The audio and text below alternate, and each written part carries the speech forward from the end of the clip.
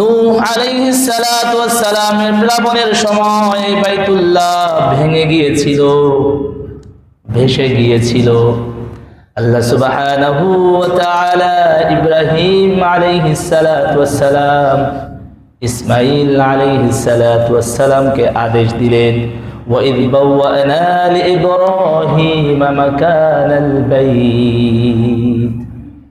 আল্লাহ সুবহানাহু ওয়া তাআলা একটা স্থান দেখিয়ে দিলেন, এই নিদর্শন দেখিয়ে দিলেন, এদিক দিয়ে আবার বাইতুল্লাহকে নির্মাণ করার জন্য আদেশ দিলেন কে? আল্লাহ সুবহানাহু ওয়া তাআলার আদেশে আবার বাইতুল্লাহ নির্মাণ হয়ে গেল। এভাবে বাইতুল্লাহ নির্মাণ হওয়ার পর থেকে আজ পর্যন্ত পৃথিবীর জমিনে বাইতুল্লাহ আছে। নবীজি সাল্লাল্লাহু আলাইহি ওয়াসাল্লাম এখনো নবুয়ত প্রাপ্ত হন নাই। কিতাবের মধ্যে রেখে ৩৫ বছর যখন বয়স, মক্কার কুরাইশরা সিদ্ধান্ত করলো, আমরা এই পুরাতন বাইতুল্লাহটাকে আবার পুনর্নির্মাণ করব। আমরা এই পুরাতন কাবাটাকে ভেঙে ফেলব, নতুন করে আমরা এই বাইতুল্লাহকে সংস্কারের কাজ আমরা করব। এই জন্য তারা বৈঠক করলো। বৈঠকের মধ্যে সিদ্ধান্ত হলো, এই বাইতুল্লাহ পুনর্নির্মাণের জন্য যত সম্পদ আমাদের প্রয়োজন, এই সম্পদের মধ্যে আমরা যারা সম্পদ দান করব, এই বাইতুল্লাহর কাজের জন্য আমরা আমাদের হালাল টাকাটা এখানে ইনভেস্ট করব। কোনো প্রকার হারাম টাকা, অবৈধ টাকা আমরা কাবা নির্মাণের কাজে খরচ করব না। সুবহানাল্লাহ বলে না? কাফের তবুও তাদের কি আজমত, শ্রদ্ধা, ভক্তি, ভালোবাসা বাইতুল্লাহর উপর। যেই কথা সেই কাজ, একটা অ্যামাউন্ট তাদের জড়ো হয়ে গেল। বাইতুল্লাহ তারা পুনর্নির্মাণের কাজ করবে, তো ঠিক আছে, এখন তো বাইতুল্লাহ কাবা ঘরটাকে ভাঙতে হবে। কে ভাঙার কাজ শুরু করবে? কেউ বাইতুল্লাহ ভাঙতে সাহস করে না। তাদের অন্তরের মধ্যে আলাদা একটা ভয় যিনি ঢুকিয়ে দিয়েছেন তিনি কে? কারণ তারা জানে এই বাইতুল্লাহ আব্রাহার বাচ্চা ধ্বংস করতে এসেছিল। পরিণাম তাদের কি হয়েছিল?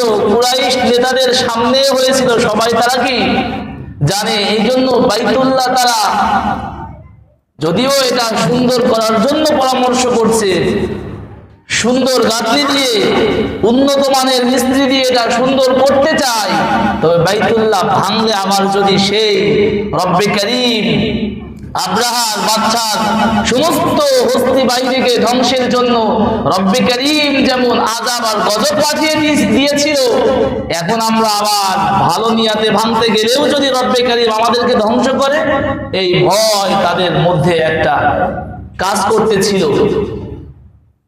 কে ভাঙবেন? কার এত বড় সাহস আছে প্রথম বাইতুল্লাহ কে ভাঙা শুরু করবে?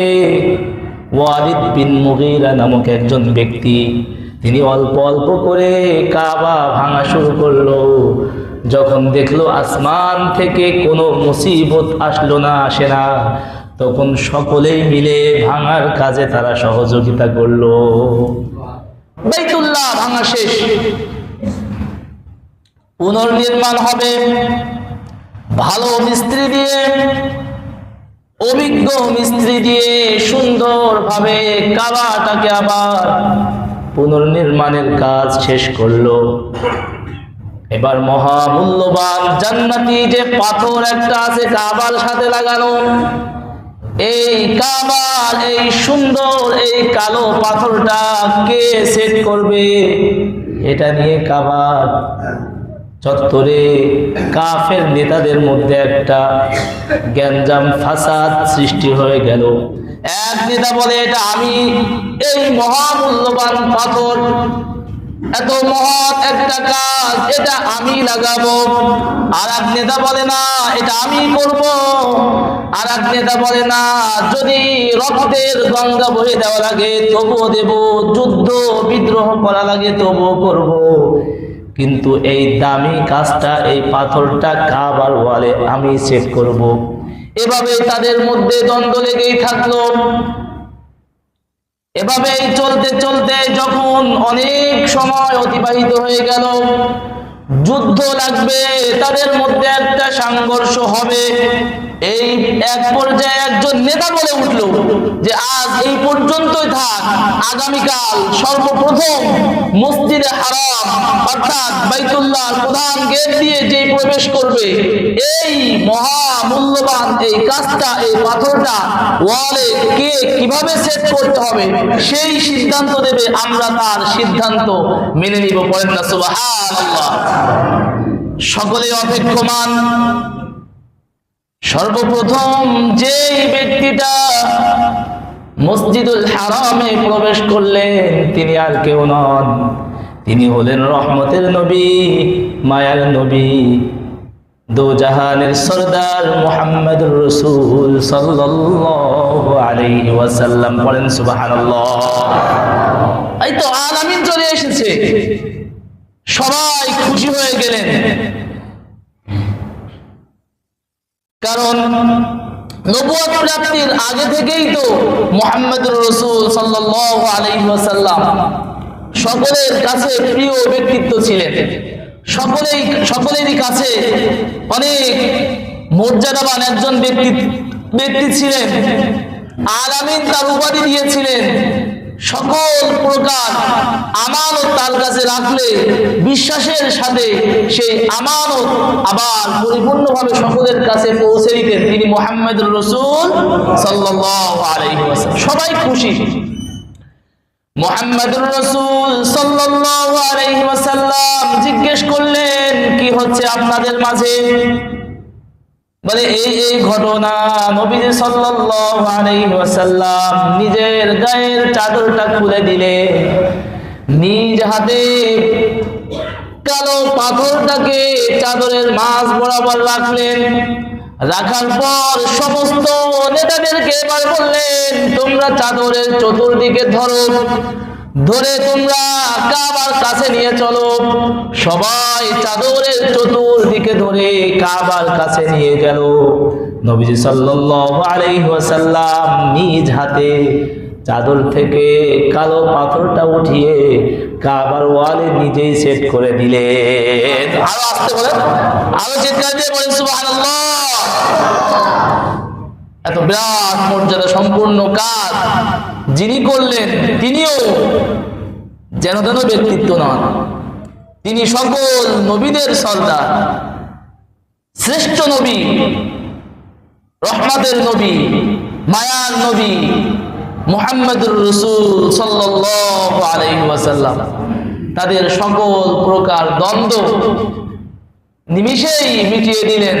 পড়েন না সুবহানাল্লাহ। এই জন্য এর থেকে একটা বিষয় বোঝা যায়, বোঝা আসে যে নেতৃত্ব যে দিবেন, নেতা যে হবেন, সমাজের মধ্যে বিশৃঙ্খলা মিটানোর মতো একটা ক্যাপাসিটি থাকা দরকার, আছে না নাই? আছে। আল্লাহ পাক আমাদের সমাজকে, আমাদের দেশটার জন্য এমন একজন ভালো নেতার ব্যবস্থা করে দেন। পড়েন আমিন। কাবা নির্মাণ হয়ে গেল, কালো পাথর বসানো হলো। নবীজি সাল্লাল্লাহু আলাইহি ওয়াসাল্লাম হাদিসের মধ্যে বলে, এই কালো পাথরটা এটা জান্নাতি পাথর।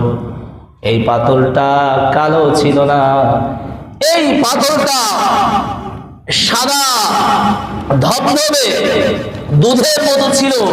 বনি আদমের গুনাহের কারণে এই সাদা জান্নাতি পাথরটাকে কালো বানিয়ে দিয়েছে।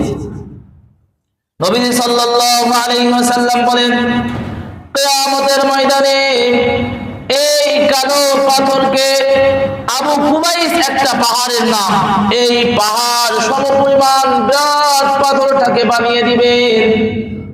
ওই কালো পাথরের দুইটা চোখ থাকবে যার দ্বারা সে দেখবে, তার জবান থাকবে যার দ্বারা সে কথা বলবে। হাদিসের মধ্যে নবীজি সাল্লাল্লাহু আলাইহি ওয়াসাল্লাম বলেন, যারা ওই পাথরের মধ্যে চুমা দিবে, হজে যে সকল হাজিগণ ওই পাথরের মধ্যে চুমা দিবে, স্পর্শ করবে, তার সকল গুনাহ খাতাকে রব্বে কারীম ক্ষমা করে দিবে। ওই কালো পাথর সেদিন রব্বে কারীমকে বলতে থাকবে, আল্লাহ, আপনার যেই বান্দা বান্দি আমাকে স্পর্শ করেছে, আপনার যেই বান্দা বান্দি আমাকে চুমা দিয়েছিল, আজ আপনি তাদেরকে ক্ষমা করে জান্নাতের মালিক বানিয়ে দে। তাহলে হজ করার দরকার আছে না নাই? কালো পাথর স্পর্শ করার দরকার আছে না নাই? কালো পাথর চুমা দেওয়ার ইচ্ছা আমাদের মধ্যে কার কার আছে? আল্লাহু আকবার। আল্লাহ আপনি আমাদের সকলকে কবুল করেন, পড়েন আমিন। আর চিৎকার দিয়ে পড়েন আমিন।